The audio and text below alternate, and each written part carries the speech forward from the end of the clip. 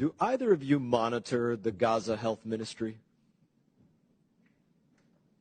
I do not. No.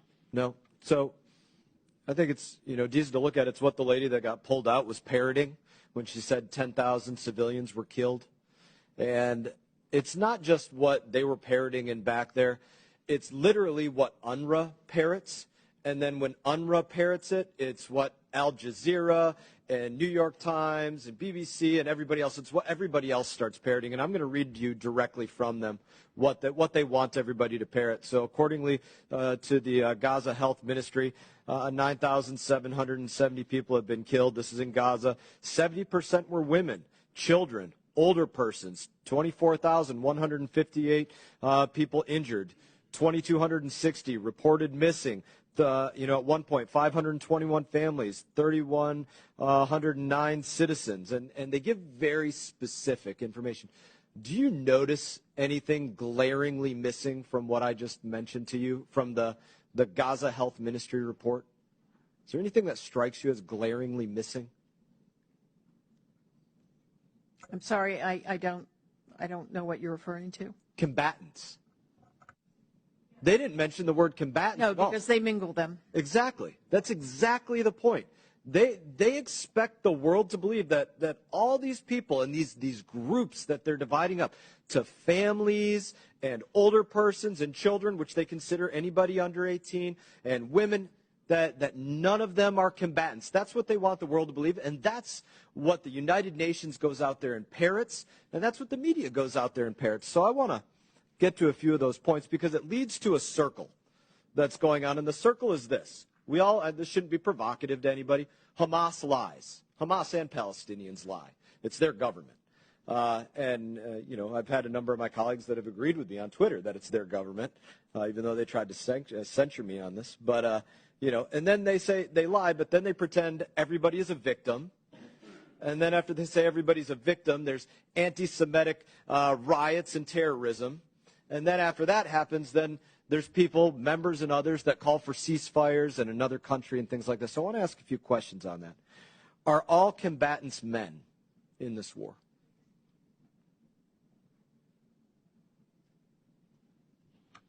We're not on the ground and would not be in a position to confirm. Do you think they're all men? You're in DOD, you monitored Iraq and Afghanistan. Are all combatants men? Generally speaking, all combatants are not men. Thank you. Are they all over the age of 18?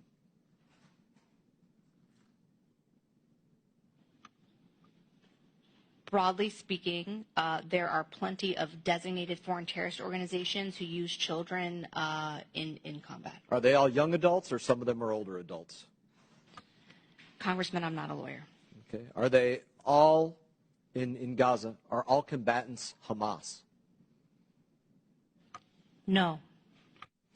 Are they only individuals that wear black hoods and green headbands? Hamas, just like any terrorist organization, Not just Hamas.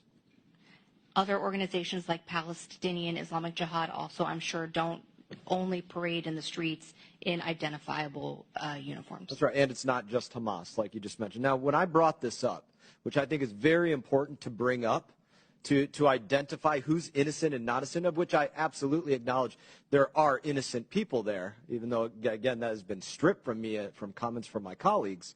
When I brought that up, my colleague up here, who's missing now, probably conveniently, asked me if I was a member of the KKK.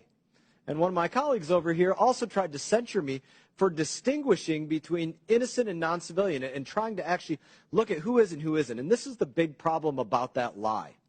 That lie is actually worse than the Al-Ali hospital bombing lie that was told by Rashida Tlaib in the New York Times and the Associated Press, because that is a much more persistent lie that Hamas is begging, Palestinians are begging members of Congress to make. They're counting on the fact that people here won't try to distinguish that it's not just Hamas terrorists.